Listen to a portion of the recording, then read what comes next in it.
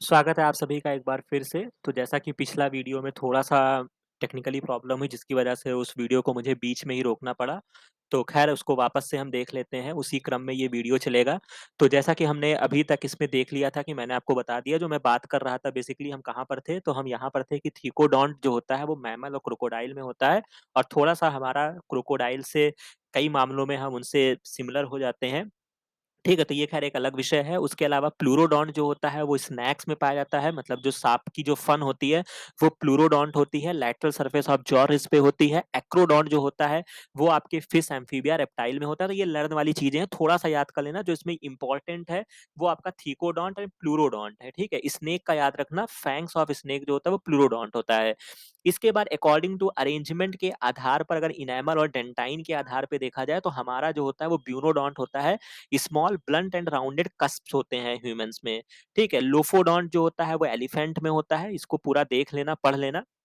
तो जितनी इम्पोर्टेंट बातें थी वो मैंने आपको बता दी और इससे बियॉन्ड कुछ नहीं आने वाली है। जो इम्पोर्टेंट चीज़ें आपको याद रखना है, जो आपका क्वेश्चन पूछा जा चुका है, दोबारा आपसे इसके डेंटल फ़ॉर्मूला के बारे में पूछा जाएगा। ये पूछा जाएगा कि बच्चों में कौन-सा नहीं होता है, प्रीमोलर नहीं होता है, इनेमल आपको याद रखना है, हार्डेस्ट सब्सटेंस हो गया, ठीक है, थिकोडॉन्ट, हेटेरोडॉन्ट ये सारी चीज़ें आपको याद रखनी पड़ेंगी, ठीक है। और दूसरी इम्पोर्टेंट चीज़ इनेमल के बारे में हो गया, इसकी ओरिजिन हो गई, ठीक है, ये डीबीटी में आया हुआ क्वेश्चन है। माइलोब्लास्ट हो गया, ओडोंटोब्लास्ट हो गया, उसके बारे में मैंने आपको मेसोडर्म में blood, heart, bone, calcium phosphate ये सारी चीज़ें बता दी, एलिफेंट का बता दिया और टीथ किसमें नहीं होता है, बर्ड में नहीं होता है, क्लासिफिकेशन पोजीशन के आधार पे क्या हो गया, प्लूरोडॉन्ट जो है वो सांप में होता है, लोफोडॉन्ट एलिफेंट में होता है, सिलिनोडॉन्ट ऐसे करके कुछ और भी चीज़ें हैं तो याद रख लेना, ठीक है। तो यहाँ तक इस क्वेश्चन का मैंने पोस्टमार्टम कर दिया है। होपफुली किस्मत अगर आपकी सही रहेगी तो ये क्वेश्चन आपको मिलेगा एग्जाम में और इससे बियॉन्ड नहीं देंगे, ठीक है?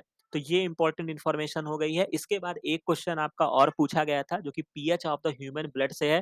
तो ये एक चार्ट है, इसको हमेशा याद रखना कि पीएच हमेशा आपसे पूछा जाएगा। तो जो ह्यूमन ब्लड का पीएच है वो आप जानते ही होंगे, फ़ैमिलियर होंगे, 7.4 होता है। इसके अलावा जितने भी चीज़ों का आपका पीएच है, ठीक है? जैसे कि आपको पता होगा ना साइटोसॉल का भी पीएच अगर मैं यहाँ पे लिख देता हूँ, साइटोसॉल का जो पीएच होता है वो 7.2 होता है। ऑर्गेनेल्स की अगर मैं बात करूँ, लाइसोसोम का एसिडिक पीएच होता है जो 5 के अराउंड होता है, ठीक है? इसके अलावा पिछले लेक्चर में हमने एसिड रेन की बात की थी, वो भी 5.5 के बीच बिलो रहेगा तो हम एसिड रेन कहेंगे। ठीक है? यूरिन का जो पीएच होगा, इसको नोट डाउन कर लीजिएगा 6 होता है। सलाइवा का जो पीएच होता है वो 6.8 होता है। ठीक है? तो इस तरीके से जो कुछ और भी चीज़ें छूट रही हैं उसको देख लीजिएगा। इसके अलावा जो आपके स्टमक में जो पीएच होता है जिसपे पेप्सिन वगैरह कार्य करते हैं, वो कौन-सा पीएच होता है 1.3 पर कार्य करते हैं एसिडिक पीएच पे।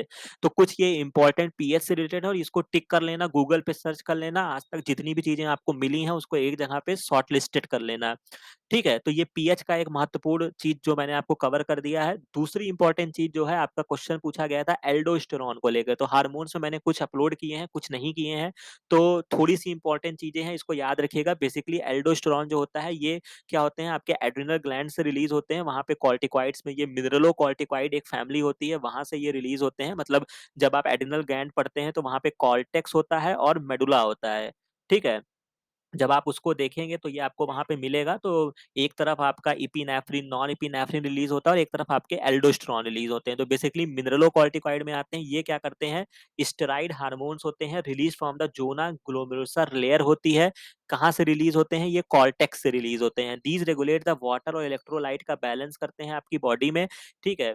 और जब भी आपके पोटेशियम कंसंट्रेशन राइज़ होता है या सोडियम का कंसंट्रेशन फॉल होगा तो ये क्या होते हैं, एक्टिव हो जाते हैं, रिलीज़ हो जाते हैं। बेसिकली ये क्या करते हैं आपके किडनी से क्या करेंगे, सोडियम को रिज़ॉर्ब करेंगे और वाटर और एक्सक्रीट पोटेशियम को क्या करेंगे, मतलब भाई पोटेशियम कंसंट्रेशन बढ़ गया है तो उसको हटाना है तो कैसे हटाओगे? यानी कि उसको यूरिन के माध्यम से आप पोटेशियम को हटा दीजिए। Water and excrete potassium and phosphate को। एल्डोस्टेरोन जो होता है वो एक्टिव अपटेक ऑफ सोडियम वगैरह करता है। ये पूरा आपको दिया गया है।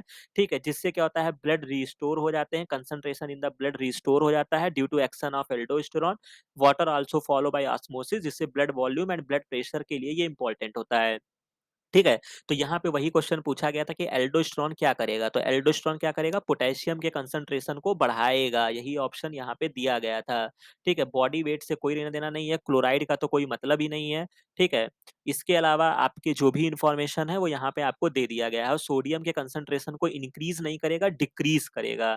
ठीक है? तो ये इन्फॉर्मेशन आपको याद रखनी होगी, सोडियम को रीअब्ज़ॉर्ब करेगा तो उसका कंसंट्रेशन कम होगा। तो इस चीज़ को याद रख लीजिएगा, ये इम्पोर्टेंट है। बाकी दोबारा अगर आपसे कुछ पूछेगा तो यही पूछेगा और एक इम्पोर्टेंट चीज़ जो मैंने ऐड की है कि डिफिशियंसी ऑफ एल्डोस्टेरोन से एडिशन डिज़ीज़ होती है और जब इसके एक्सेस हो जाता है तो एल्डोस्टेरोनिज़्म होता है। ठीक है? तो ये इम्पोर्टेंट इन्फॉर्मेशन थी जो एक क्वेश्चन को मैंने ये सेलेक्ट किया। अब हम यहाँ पे दूसरे क्वेश्चन्स की तरफ चलते हैं। तो ये जो क्वेश्चन है, ये मैं आपको इसलिए लगाया हूँ, ठीक है? कि नकल के लिए भी अकल चाहिए होती है। क्यों? थोड़े बहुत आपको मैं बोलता हूँ कि प्रीवियस ईयर के पेपर सॉल्व करिए और ख़ास तौर से अभी तो अब आपके पास समय बिल्कुल नहीं है, बट एक इन्फॉर्मेशन अगर आप फ़ॉलो कर रहे हैं, तो इसको यहाँ से लेते जाइए कि डीबीटी के क्वेश्चन ज़रूर सॉल्व करिए क्योंकि डीबीटी और आईसीएमआर का जो पैटर्न होता है, वो लगभग-लगभग मोर और लेस जो होते हैं, वो सेम ही होता है। तो कुछ क्वेश्चन जो होते हैं ना कभी-कभी अगर आप इसीलिए मैं कहता हूँ कि आप पीवाईक्यू ठीक है, मैं बहुत ज़्यादा फ़ेवर में तो नहीं हूँ लेकिन एट लीस्ट आप 5 साल के पीवाईक्यू ज़रूर सॉल्व करके जाइए, ठीक है? अब 5 साल का ये मतलब नहीं है कि सीएसआईआर का ही हम केवल सॉल्व करेंगे। भैया सीएसआईआर का भी सॉल्व करो, आईसीएमआर का सॉल्व करो, डीबीटी का सॉल्व करो, ठीक है? गैट बी का सॉल्व करो जो एमएससी एंट्रेंस होता है। ऐसा तो है नहीं कि हाँ, एमएससी में तुम एकदम पारंगत हो गए हो, ठीक है? कोई भी आपको कोई और पेपर मिलता है, मान लीजिए बीएचयू है उसके वेबसाइट पे जाइए, आपको प्रीवियस ईयर का पेपर मिलेगा, नीट का पेपर सॉल्व करिए, समझ रहे हैं? लेकिन बस 5 साल तक के करना है, तो ऐसे जब आप करोगे, तो आपका क्या होगा, चीज़ें स्ट्रॉन्ग हो जाएँगी, ठीक है? तो ये चीज़ इन्फॉर्मेशन आज यहाँ से ले जाओ, ठीक है? तो ये चीज़ मैंने आपको बता दी है। तो इम्पोर्टेंट बात यहाँ पे ये है कि सबसे पहली बात अगर आप प्रीवियस ईयर के क्वेश्चन सॉल्व करते, तो ये जो क्वेश्चन है, ये डिट्टो क्वेश्चन जो है, ये डीबीटी 2019 में पूछा गया है, ठीक है? डीबीटी 2019 में पूछा गया है और ये जो क्वेश्चन है, ये आईसीएमआर 2021 में पूछा गया था, ठीक है? लाइन पढ़ लो, ऑप्शन का सेटलमेंट पढ़ लो, डिट्टो वही क्वेश्चन उठाया गया है, एक-एक लाइन, एक-एक वर्ड सेम है। तो कहने का मतलब है आपको दुनियादारी भी नहीं पता थी, केवल अगर आपने जैसे कहते नहीं है कि करत-करत अभ्यास जो होता है, वो चीज़ें जो होती हैं वो आपको स्ट्रॉन्ग बनाती हैं। अगर आप यही पुराना ही पढ़ के जाते, ठीक है? मानता हूँ माइक्रोस्कोपी नहीं आती है, पता नहीं क्या उसमें फिजिक्स की चीज़ें होती हैं, लेकिन अगर आप ये पुराने क्वेश्चन को अगर आपने सॉल्व किया होता डीबीटी का, तो क्या होता कि मैं बार-बार कहता हूँ पुराने पेपर्स को सॉल्व करिए, तो यही क्वेश्चन पूछा गया फ्रीज फ्रैक्चर टेक्निक के लिए कौन से इलेक्ट्रॉन माइक्रोस्कोपी का यूज़ करेंगे? तो किसका यूज़ करेंगे? ट्रांसमिशन इलेक्ट्रॉन माइक्रोस्कोपी का करेंगे और वही डिट्टो क्वेश्चन यहाँ पे पूछा गया है। तो अगर पुराना पेपर सॉल्व करके जाते तो ये 1 नंबर आपका कोई आपसे ले नहीं सकता था, ठीक है? और हो सकता है अगर आप नए होंगे तो शायद आपको ये क्वेश्चन लगेगा कि ये क्वेश्चन बहुत ही हार्ड दिया है। मैं मानता हूँ ये क्वेश्चन बहुत हार्ड है, लेकिन बुद्धि तो है, पुराने क्वेश्चन सॉल्व करके जाओगे तो क्या रिपीटेड क्वेश्चन नहीं कर पाओगे? समझ रहे हैं बात को? तो ये आपका क्वेश्चन है, इसी वजह से मैं बार-बार कहता हूँ कि आपको जो है वो चीज़ों को सही से रिवाइज़ करके जानी पड़ेगी, राइट? तो ये हो जाता है। टेम सेम बाकी आप पढ़ लीजिएगा, ये टूल्स टेक्निक का पार्ट है और जब इसकी बात आई है तो एक इम्पोर्टेंट चीज़ जो मैं आपको एग्ज़ाम के रहते बता भी दूँगा, ये आईसीएमआर की वेबसाइट है, थोड़ा-सा अवेयर हो जाओ, ठीक है? वेबसाइट्स पे विज़िट करना शुरू करो, इन्होंने अपनी सारी चीज़ों को दिया हुआ है टाइमलाइन में, ये आईसीएमआर की जो सेपरेट वेबसाइट है, गवर्नमेंट वाली वेबसाइट है, मतलब आप एक तो जहाँ नोटिस आती है, उसके अलावा एक और होता है जब इन्होंने कोविड काल शुरू हुआ तब इन्होंने एक कोविड का पोर्टल बनाया। वहाँ पर जाएँगे तो 2020 में इन्होंने क्या-क्या अचीव किया, तो ये हर साल का अचीवमेंट लिखे हैं कि हमको 2019 में ये किया, 2020 में हमने क्या किया। तो 2020 में जब कोविड पैंडेमिक आया, तो इन्होंने क्या किया था ट्रांसमिशन इलेक्ट्रॉन माइक्रोस्कोपी का इमेज लगाया हुआ है सार्स कोविड का। तो हो सकता है ये इम्पोर्टेंट मैं लिख दे रहा हूँ, हो सकता है कि ये सेक्शन ए में पूछ लें, ठीक है? क्योंकि इनका ज़रूरी है कि हो सकता है भाई अपनी ही चीज़ों को पूछ लें कि कैसे मतलब कौन-सी टेक्निक से हम उसका इमेज देख सकते हैं या कुछ भी कर सकते हैं, तो ट्रांसमिशन इलेक्ट्रॉन माइक्रोस्कोपी से आप देख सकते हैं। दूसरी इम्पोर्टेंट चीज़ जो है यहाँ पर, वो है कि यहाँ पे टाइमलाइन दिया हुआ है, तो चलिए मैं इसको आपको दिखा ही देता हूँ, अगर यहाँ पे मैं एक बार ट्राई करता हूँ। मैं यहाँ पे जैसे कि आपको करना क्या होगा, अब लगे हाथ इसको भी समझ लो, हो सकता है एक आध क्वेश्चन आपको मिल जाए। तो ये आईसीएमआर जीओवी की वेबसाइट है, थोड़ा-सा इसमें टाइम लगेगा, ठीक है? ये आप इसको ओपन करेंगे, ठीक है? ये ओपन हो रहा है, अब थोड़ा-सा इसको समझ लो लगे हाथ, ठीक है? ये देखिए, इस तरीके से ये ओपन होता है वेबसाइट, तो इसमें क्या करना है वैक्सीन पोर्टल है, थोड़ा समय निकाल के इनको पढ़ लेना। फिर ये आईसीएमआर हिस्ट्री टाइमलाइन है, इस पे आप जब क्लिक करेंगे, तो ये आपको एक सेपरेट वेबसाइट पे ले जाएगा, ये अभी ओपन हो रहा है, ठीक है? थोड़ा-सा टाइम लेगा। ये। तो सबसे इम्पोर्टेंट चीज़ जो आपको याद रखना है, आईसीएमआर का नाम क्या है? ठीक है? तो यहाँ पे देखेंगे 1911 में आईसीएमआर की स्थापना हुई थी। इसका पूरा नाम जो था वो आईआरएफ था, मतलब इंडियन रिसर्च फंड एसोसिएशन। ये बहुत इंपॉर्टेंट चीज़ मैं बता रहा हूँ, ये क्वेश्चन सेक्शन ए में पूछते हैं। ठीक है? बहुत सारे जो आईसीएमआर के और भी एग्ज़ाम्स हुए हैं, वहाँ पे ये क्वेश्चन पूछा गया है कि हमारे इंस्टीट्यूट का पुराना नाम क्या है? आईसीएमआर की पुराना नाम क्या है? तो इसको इंडियन रिसर्च फंड एसोसिएशन बोलते हैं। ठीक है? तो ये जो भी था 1911 में इसका स्टेबलाइज़ किया गया। इस तरीके से ये पूरा पढ़ लेना। यहाँ पे इसको आप बढ़ाओगे तो सॉरी, इसको आप पूरा स्क्रॉल करोगे तो ये आपको दिखेगा। ठीक है? 1 सेकंड, ये क्या हो रहा है?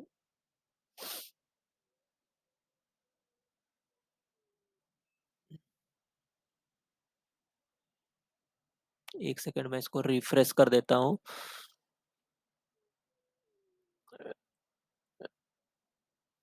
Drag to right. हाँ, सॉरी, ये हो रहा है। ठीक है? तो इस तरीके से ये दिया हुआ है। और एक जो इम्पोर्टेंट चीज़ है कि जो आप कार्य करते हैं ट्रीटमेंट ऑफ टीबी, जब आप ये 2000 के आसपास आएँगे, ये बहुत इम्पोर्टेंट चीज़ मैं दिखा रहा हूँ। अब एक-एक चीज़ तो मैं इतना नहीं कर सकता, तो आप इसको पढ़ लीजिएगा, थोड़ा-सा आप ही के काम का है। ठीक है? और थोड़ा नॉलेज ही हो जाएगा तो क्या दिक्कत हो जाएगी। ठीक है? जो ये पेपर देने जा रहे हो, ठीक है? ये जो आप पेपर देने जा रहे हो, उसके बारे में भी इन्होंने लिखा था। 2004, ये 2005 से ये इनिशिएट किया गया है। जो आप ये पेपर देते हो ना, जूनियर रिसर्च फेलोशिप, क्यों किया जाता है? To support young scientist to pursue research. तो मतलब हो सकता है इनका कोई भरोसा नहीं है, कुछ भी पूछ सकते हैं। तो इस तरीके से ये सारी इन्फॉर्मेशन यहाँ पे इनकी वेबसाइट पे दी गई है। तो आज मैंने ये भी आपको बता दिया है, गूढ़ बात बता दी है कि आप इसको देख लीजिएगा। समय रहेगा तो थोड़ा बहुत पढ़ लीजिएगा। बाकी जब आप ये होम पर आएँगे, तो यहाँ पर आप देखेंगे बहुत सारी चीज़ें अवेलेबल हैं, तो मौका मिलेगा तो कभी इसको देख लेना। ठीक है? तो ये इम्पोर्टेंट इन्फॉर्मेशन मैंने आपके साथ शेयर कर दी है।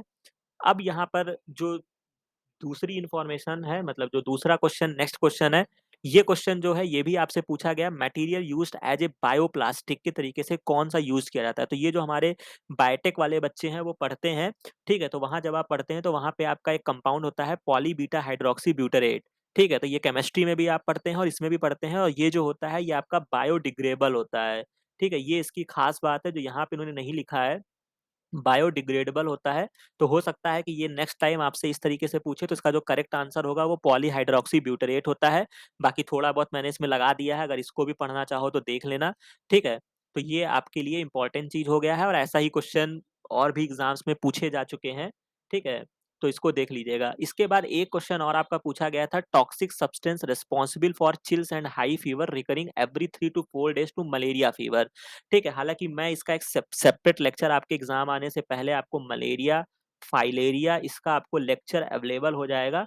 बट मैंने यहाँ पे इसको इसलिए जोड़ा है कि आपको कॉमन सेंस का इस्तेमाल करना है कि कैसे आप इस क्वेश्चन को आंसर कर सकते थे। तो सबसे पहली बात, इंटरफेरॉन मैं आपको पढ़ा चुका हूँ, ये क्या होता है? ये एंटीवायरल प्रोटीन होता है। सेपरेट लेक्चर अवेलेबल है, पूरा देख लेना, खत्म ही है, इस ऑप्शन का कोई मतलब नहीं है।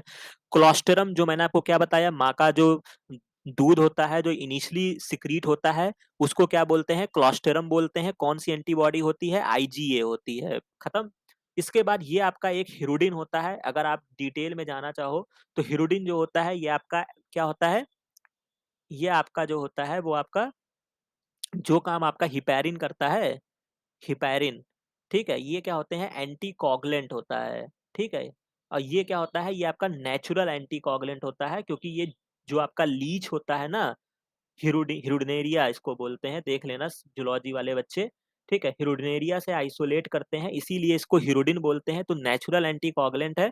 और आपका जो एक और इन्फॉर्मेशन आप लेते जाइए, यहाँ से क्या पता आपसे पूछ लिया जाए, बायोटेक वाले बच्चे इससे फ़ैमिलियर होंगे कि जब इसको हम रिकॉम्बिनेंट डीएनए टेक्नोलॉजी, मतलब आरडीटी से तो हम सब कुछ बना लेते हैं, यानी कि आपने पढ़ा था ना, मैंने इंसुलिन बताया था कि जो हमने बना लिया था, ठीक है? उसी तरीके से जब हम इसको बनाते हैं, हिरुडिन बनाते हैं, तो ये किससे बनाते हैं? ब्रासिका नैपस से बनाते हैं, ठीक है? ये एक है, इसको देख लेना, ब्रासिका नैपस से बनाते हैं एग्रोबैक्टीरियम मीडिएटेड जीन ट्रांसफर करके। तो इस तरीके से ये इसको बनाया जाता है, हिरुडिन वगैरह। तो यहाँ पे हो गया। तो अब एक ही ऑप्शन जो था जो आपका पढ़ा हुआ नहीं था, वो क्या था? हीमोज्वाइन था, तो इस पे आपको टिक कर देना था। बाकी ये क्या डिटेल स्टोरी है, इसके लिए आप वेट करिएगा, आपको इसका डिटेल सॉल्यूशन जो है वो आपको मलेरिया का एक सेपरेट लेक्चर मिल जाएगा, क्योंकि इसका बहुत क्वेश्चंस एग्जाम में आपसे पूछे जाते हैं, राइट? तो ये इन्फॉर्मेशन आपके लिए हो गई। अब एक क्वेश्चन मैंने यहाँ पे जेनेटिक्स का उठाया है कि अगर ऐसे सिंपल से क्वेश्चन आते हैं तो आपको कैसे सॉल्व करने हैं। तो क्वेश्चन कह रहा है कि if a haemophilic man marry कर रहा है, शादी होती है उसकी कैरियर वीमेन के साथ, there which of the following hold true for its progeny. तो इसमें आपको सिंपल एक क्रॉस करना होगा, बहुत ही सिंपल क्रॉस है। तो सबसे पहली बात है, मैन जो है वो हीमोफीलिया से रोग की जो बात की गई है वो हीमोफीलिया है। तो कल के लेक्चर में मैंने क्या बताया था, ये जो होता है ये आपका सेक्स लिंक्ड डिसऑर्डर होता है, बेसिकली ये एक्स लिंक्ड होता है, ठीक है? तो आपको इतना तो पता है कि मेल क्या होता है, एक्स वाई होता है, फीमेल जो होती है वो एक्स एक्स होता है। तो अब ये बताओ कि जब ये एक्स लिंक्ड डिजीज है तो वाई पर तो नहीं होगा ना, तो यानी कि हम एक्स पे रख दें, यानी कि एक्स पे जब आप रखेंगे तो यानी कि ये व्यक्ति जो है वो डिजीज है, ठीक है? एक ही एलील पर आया लेकिन ये क्या हो गया, डिजीज हो गया। अब जो ये मैरी कर रहा है कैरियर के साथ, यानी कैरियर के साथ कर रहा है, यानी उसके एक क्रोमोसोम पर है, तो इसको हमने एच कर दिया, और एक पर नहीं है, ठीक है? अब इसको क्या करना है, ऐसे लाइन खींच लेना, ऐसे बना लेना, ठीक है? इसको ऐसे कर देना, तो ये 4 कॉलम आपके बन जाएंगे। अब इसको क्रॉस कर लो, तो एक्स एच हो गया, ठीक है? एक्स एच एक्स हो गया, मतलब एक्स एच से मल्टीप्लाई किया तो एक्स एच हो गया, एक्स एच को इससे मल्टीप्लाई किया तो एक्स एक्स हो गया, इसको मल्टीप्लाई किया, एक्स एच को वाई से किया और एक्स को वाई से किया, तो ओवरऑल ये आपकी स्टोरी बन गई। अब इन्होंने आपसे पूछा, जो क्वेश्चन पूछा है कि आपको बताना होगा कि क्या हो रहा है। तो सबसे इंपॉर्टेंट चीज अगर आप इसमें देखें कि 50% डॉटर्स कैरियर है और 50% हीमोफिलिक है, तो यानी कि मतलब डॉटर की बात हो रही है, तो डॉटर आपके पास क्या है, एक्स एक्स वाले ही हैं, ये है, ये है। एक क्रोमोसोम पर आया तो ये क्या हो गया, कैरियर हो गया, ठीक है? और ये जो है आपका क्या हो गया, डिजीज्ड वाला हो गया, ठीक है? तो कहने का मतलब है, अगर केवल हम इनकी बात कर लें, परसेंटेज की बात करें, तो अगर ये दो है यानी कि ये दोनों को मिला के ये 100% था। अब एक कैरियर हो गया, एक डिजीज हो गया, तो यानी कि 50% बात तो सही होगी ना, कि 50% जो है वो कैरियर है, 50% हीमोफिलिक है। यहाँ से ये आपका आंसर बन गया। रिमेनिंग ऑप्शन देख लो, all the daughters are haemophilic, नहीं भैया, क्योंकि कुछ क्या है, कैरियर है। क्या सारे सन हीमोफिलिक हैं और ऑल डॉटर्स नॉर्मल है, तो ये भी नहीं है भाई, ठीक है? ऑल सन्स आर नॉर्मल, तो ये भी वाली कंडीशन नहीं है। तो ऐसे जो सिंपल क्वेश्चन आएंगे वो इस तरीके से आपको करना चाहिए और करने की कोशिश कीजिएगा एग्जाम में, राइट? तो ये हो गया, आपको तरीका मैंने बता दिया। इसके बाद जेनेटिक्स में मेंडल साहब के क्रॉस को लेकर क्वेश्चन पूछा गया था कि expected phenotypic ratio of the dihybrid cross. तो ये बहुत ही सिंपल सा है, फिनोटाइपिक रेशियो जो होता है वो 9-3-3-1 आता है। ये डाई हाइब्रिड क्रॉस का ये यूनिवर्सल है, लेकिन जो रिमेनिंग ऑप्शन में जो दिया है वो भी बहुत इंपॉर्टेंट चीज है। जब आप जेनेटिक्स बहुत डिटेल में पढ़ते हैं तो ये सारे आपको रेशियो मिलते हैं। तो ये यहाँ पे एक चार्ट मैंने लगा दिया है, ठीक है? थोड़ा मुश्किल है बट समय है अभी, तो डेली रिकॉल कर लेना, याद हो जाएगा। जिसमें जैसे कि उन्होंने 15:1 दिया है, तो 15:1 जो होता है ये डुप्लीकेट जीन का होता है, ठीक है? ये डिटेल में है, अभी बाउंस करेगा, लेकिन अगर थोड़ा बहुत भी जेनेटिक्स जानते होगे तो समझ में आ रहा होगा कि मैं क्या कह रहा हूँ, ठीक है? तो कोई अगर नहीं भी समझ में आ रहा है तो इतना याद रखना कि 15:1 रेशियो जो आता है वो डुप्लीकेट जीन का आता है, ठीक है? इसके बाद एपिस्टेसिस होती है, ये एक प्रोसेस होता है जब एक जीन दूसरे जीन को उसके इफेक्ट को हाइड कर देता है, तो उसको एपिस्टेसिस बोलते हैं, राइट? तो रेसेसिव एपिस्टेसिस में 9:3:4 का रेशियो आता है और 12:3:1 डोमिनेंट का आता है, ठीक है? तो इसको याद कर लेना। कॉम्प्लीमेंट्री 9-7 इन्होंने दिया था, तो ये जो होता है ये आपका कॉम्प्लीमेंट्री का रेशियो आता है। हालाँकि इसमें एक चीज़ और इम्पोर्टेंट है कि ये सारे एक्सपेरिमेंट किए गए थे, किस-किस प्लांट पे किए गए थे वो भी बहुत इम्पोर्टेंट है, क्या रेशियो आया था वो भी इम्पोर्टेंट है। तो ये सारी चीज़ें जो हैं वो एक्सेप्शन है मेंडल के क्रॉस को लेकर, ठीक है? और ये पॉलीमेरिक जीन का रेशियो है, फिर इन्हिबिटरी है, सप्लीमेंट्री है, कोलैबोरेटिव जीन एक्सट्रैक्शन इसी को बोलते हैं, जो आपका 9-3-3-1 आया था। तो इसमें 12-3-1 याद रखना, ये आपका डोमिनेंट एपिस्टेसिस का हो जाता है। 15-1 जो है ये आपका किसका है? 15-1 जो है ये आपका डुप्लीकेट जीन का है, ठीक है? और 9-7 जो है ये आपका कॉम्प्लीमेंट्री का है। तो इस तरीके से ये थोड़ा-सा आपको याद करना होगा, याद कर लेना, ठीक है? और बहुत ही इम्पोर्टेंट है, मैं लिख देता हूँ मोस्ट इम्पोर्टेंट, इसको टिक कर लीजिएगा, ठीक है? फिर इसके बाद एक क्वेश्चन आपका और पूछा गया है, during complete metabolism of the glucose number of ATP formed होते हैं, कितने एटीपी बनते हैं? तो हालाँकि जैसा कि मैंने आपको थोड़ा बहुत बताया था कि ये जो है ये थोड़ा एनसीईआरटी बेस्ड क्वेश्चन लेते हैं। तो हालाँकि देखा जाए, अगर आप बहुत डिटेल में चीज़ें पढ़ते हैं तो जब आप एनएडीएच और एफएडीएच से कैलकुलेट करते हैं तो वहाँ पे आप इसकी वैल्यू 2.5 और 1.5 लेते हैं, और जब आप कैलकुलेट करेंगे तो 30 या 32 एटीपी आएगा, राइट? लेकिन क्या है कि चूँकि जब 3 और 2 को लेके कैलकुलेट करेंगे मतलब इसकी वैल्यू को, तब ये 36 या 38 आता है, ठीक है? और ये स्टोरी शटल पे डिपेंड करता है कि कब किस शटल पे डिपेंड करना है। तो यहाँ पर इन्होंने 30-32 दिया ही नहीं है, 36 दिया है, तो ये इसका करेक्ट आंसर हो जाएगा, ठीक है? तो ये इम्पोर्टेंट पॉइंट था जो मैंने आपको बता दिया। तो इंपॉर्टेंट चीज आपका ये हो गया, complete metabolism of the glucose, कितने एटीपी आपके फॉर्म होते हैं, ठीक है? 36 हो गया। इसके बाद एक इंफॉर्मेटिव क्वेश्चन था, ये आपका बॉल्टेक्स मिक्सचर है, ये क्या होता है? तो बेसिकली ये आपका फंगीसाइड होता है, ये कॉमन फंगीसाइड और उनके कंपोजिशन है। तो बॉल्टेक्स मिक्सचर जो होता है ये फंगीसाइड होता है, मतलब फंगस को किल करने के लिए होता है। इसका जो केमिकल फॉर्मूला है वो कॉपर सल्फेट, कैल्शियम हाइड्रोक्साइड और वाटर को मिक्स करके बनाते हैं, और इसको बोलते हैं holy water of the plant pathology. मतलब प्लांट पैथोलॉजी में इसको हॉली वाटर, मतलब इसी से तो सब चीजों को क्लीन करेंगे या चीजें करेंगे, तो एक तरीके से इसको टर्म दिया गया holy water of the plant pathology. और फर्स्ट फंगीसाइड है जिसको डिस्कवर किया था आरएमए मिलार्ड ने वगैरह ने। तो इसका नाम देख लेना। इसी तरीके से एक बारगंडी मिक्सचर होता है जो कॉपर सल्फेट, सोडियम कार्बोनेट और वाटर का होता है, इसको याद रख लेना। तो ये चीज यहाँ पे आपसे पूछा गया था कि बॉल्टेक्स मिक्सचर क्या होता है। हो सकता है नेक्स्ट टाइम इसका कंपोजिशन पूछ लें, या आपसे ये पूछ लें कि हॉली वाटर ऑफ प्लांट पैथोलॉजी किसे कहते हैं। तो ये आप क्या करेंगे, बॉल्डेक्स मिक्सचर को आंसर करेंगे, राइट? फिर यहाँ पे एक क्वेश्चन और पूछा गया है, ये बायोटेक का क्वेश्चन है जो कि बहुत ही आसान क्वेश्चन है। ड्यूअल रेजिस्टेंट वेक्टर क्या होते हैं, ठीक है? तो ये आपसे पूछा गया था कि ड्यूअल रेजिस्टेंट वेक्टर कौन सा है। तो यानी कि क्या था ड्यूअल रेजिस्टेंट का मतलब, जिसमें दो रेजिस्टेंट जीन थे, ठीक है? तो अगर आपने पीबीआर 322 पढ़ा होगा, ये आपका प्लाज्मिड होता है। प्लाज्मिड के बारे में सारी चीजें याद रखिएगा कि एक्स्ट्रा क्रोमोसोमल डीएनए है, सर्कुलर है, ठीक है? तो ये सारी चीजें याद रखिएगा। थोड़ी सी इंफॉर्मेशन आप इसको देख लीजिएगा। पीबीआर 322 में क्या है, ये बीआर हो सकता है पूछ लें, ये नेम ऑफ द साइंटिस्ट होता है, ये इसका नॉमेनक्लेचर होता है, मैं रिकॉल करा देता हूँ। और पी से क्या होता है, प्लाज्मिड होता है, और ये जो होता है ये आपका स्ट्रेन होता है, ठीक है? अगर मैं सही हूँ तो यही चीज होता है, ठीक है? तो इसमें क्या होता है, ये आपका मान लीजिए कि आपका ये प्लाज्मिड है, ये आपका पीबीआर 322 है, ठीक है? यहाँ पे आपका टेट्रासाइक्लिन जीन के लिए होता है, और यहाँ पर आपका क्या होता है, एम्पिसिलिन होता है। और इसके रेस्ट्रिक्शन साइट्स याद रखिएगा। बेसिकली एक तो मुझको याद रहता है, टेट्रासाइक्लिन का जो होता है वो बैम H1 होता है, ठीक है? तो इसको याद रखना। तो वही चीज यहाँ पे पूछा गया था। तो यहाँ पे एम्पिसिलिन रेजिस्टेंट जीन है और टेट्रासाइक्लिन रेजिस्टेंट जीन है। तो ये डुअल रेजिस्टेंस वेक्टर कौन सा हो गया आपका, पीबीआर 322 हो गया। पक 19 में कम कर दिया गया था, M13 अलग स्टोरी है, उसी तरीके से पक 18 बनाया गया। और जब आपका पक 19 बनाया गया तो मैं आपको कॉन्सेप्ट दे देता हूँ कि एम्पिसिलिन था लेकिन टेट्रासाइक्लिन को हटा दिया गया था, ठीक है? तो एम्पिसिलिन रहेगा। तो ये इंफॉर्मेशन याद रखिएगा। इसके बाद radio active decay of the nucleus emit which of the following electromagnetic radiation को एमिट करता है। तो सिंपल सी बात है भाई, आपने जब पढ़ा होगा, थोड़ी बहुत भी अगर आपने पढ़ा होगा, तो अल्फा बीटा गामा ही तो पढ़ा था कि जो न्यूक्लियस रिलीज कर रहे थे। तो यहाँ पे एक ही ऑप्शन में दिया है, गामा रेज रिलीज होती हैं, वो आपको ऑप्शन दे दिया गया है, ठीक है? तो ये इंपॉर्टेंट इन्फॉर्मेशन है। बाकी अगर आपके पास कोई फिजिक्स की पुरानी बुक पढ़ी होगी, ठीक है, अगर थोड़ा सा भी अगर आपने इन चीजों को कभी पढ़ा होगा बीएससी में या इंटरमीडिएट में, तो इसको थोड़ा-सा रिकॉल कर लेना कि अल्फा अल्फा निकली तो किस कुछ ये स्टोरी होती है कि इसमें जो आपका एटॉमिक नंबर होता है, मान लो ये एक्स है, तो इसमें 2 की कमी होगी या 4 बढ़ेगा। मतलब मैं क्लियर नहीं हूँ, मतलब ऐसी जो स्टोरी होती है, अगर आपके पास चीज़ें अवेलेबल हैं तो इसको देख लीजिएगा, ठीक है? क्योंकि यहाँ तक पहुँचे हैं तो हो सकता है उस क्वेश्चंस को भी ये पूछ लें। ठीक है? बाकी यूवी रेज़ के बारे में आपको पता है, सारी इन्फॉर्मेशन मैंने आपको दे रखी है, एक्स-रे भी आपको पता है।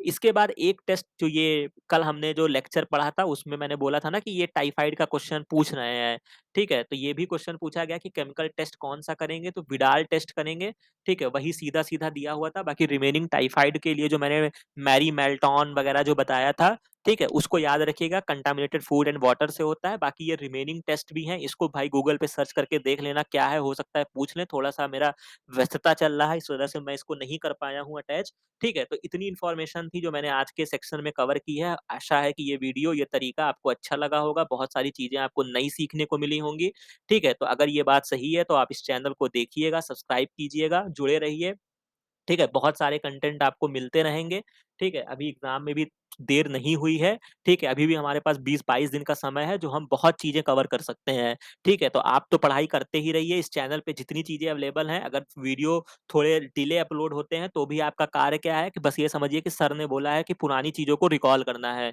और एक कॉन्सेप्ट हमेशा याद रखिएगा, जो मैं बार-बार बोलता हूँ, आप कितनी भी पढ़ाई कर लो या मैं ही आपको कितना पढ़ा रहा हूँ, लेकिन रिवीज़न मस्ट है, चाहे वो आप हो, चाहे मैं हूँ या कोई भी हो, ठीक है? बिना रिवीज़न के बायोलॉजी नहीं चलती है। तो अच्छी परफॉर्मेंस करनी है तो डेली पढ़ना, ये नहीं है कि हाँ, मैंने मान मान लो कि तुमने मुझसे ही पढ़ लिया, कि तुमने मुझसे पढ़ लिया, फ्री रेडिकल पढ़ लिया, ब्लड क्लॉटिंग पढ़ लिया, तो ऐसा नहीं है कि तुम इसको याद ही रखे हो, ठीक है? तो रिवीजन आपको भी चाहिए, चाहे मैंने आपको पढ़ाया है या किसी और ने पढ़ाया है, ठीक है? तो रिवाइज जरूर करते रहिएगा। बाकी वीडियोस को जरूर देखिए, डेली सुनते रहिए, ठीक है? जिससे आपका कार्य अच्छा होगा, पेपर में अच्छा स्कोर कर सके। बाकी कहीं पर कोई डाउट आता है तो उसको कमेंट सेक्शन में जरूर बताइएगा। बाकी मिलते हैं नेक्स्ट वीडियो में नेक्स्ट लेक्चर के साथ। Thank you very